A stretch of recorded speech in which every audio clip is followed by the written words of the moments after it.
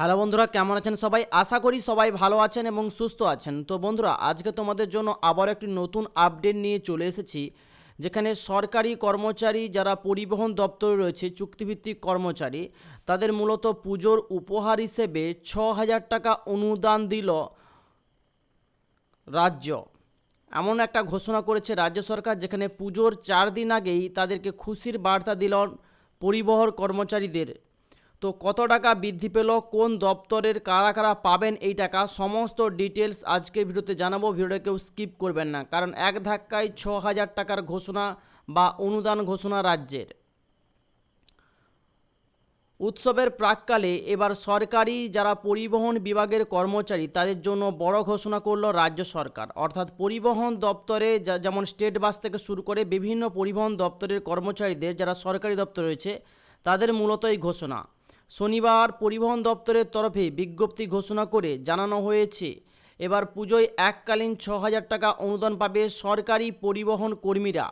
পুজোর 4 দিন আগে এই খবরে স্বাভাবিকভাবে খুশি রাজ্যের পরিবহন কর্মচারীরা, কারণ তাদের এক ধাক্কায় ৬,০০০ টাকা বৃদ্ধি।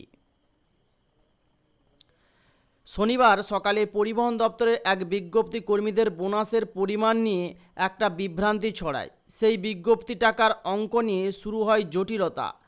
এরপর রাতেই দপ্তরের তরফে নতুন একটা বিজ্ঞপ্তি জারি করা হয়। সেখানে স্পষ্টভাবে জানানো হয়েছে যে ৬,০০০ টাকা বোনাস পাবেন কর্মচারীরা। অর্থাৎ সামনেই রয়েছে পুজো, সেই পুজোতে এই পরিবহন দপ্তরের কর্মচারীদের জন্যও ৬,০০০ টাকা বোনাস ঘোষণা করল সরকার।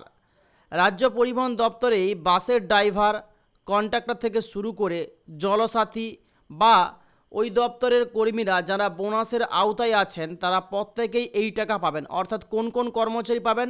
বাসের ড্রাইভার পাবেন, কন্ট্রাক্টর যিনি কন্ট্রাক্টর থাকেন তিনি পাবেন, জলসাথী বা দপ্তরের কর্মীরা বোনাসের আওতায় যারা রয়েছেন মূলত তারা এই টাকা পাবেন। পরিবহন দপ্তর সূত্রে খবর, সোমবার তাদের এই বোনাস হয়ে যাওয়ার কথা। অর্থাৎ আগামীকাল কিন্তু এই বোনাস হয়ে যাওয়ার কথা। সরকারের তরফে বিজ্ঞপ্তি প্রকাশ করার পর একদিন রাতেই এই খবর জানিয়ে সমাজ মাধ্যমে পোস্ট করেন তৃণমূল প্রাক্তন সাংসদ কুণাল ঘোষ। লেখেন, সূত্রের খবর, সরকারি পরিবহন বিভাগের কর্মীদের পুজোর আগে এককালীন অনুদান অর্থাৎ বোনাসের ৬,০০০ টাকা দেওয়ার কথা। কোনো বিভ্রান্তির অবকাশ নেই।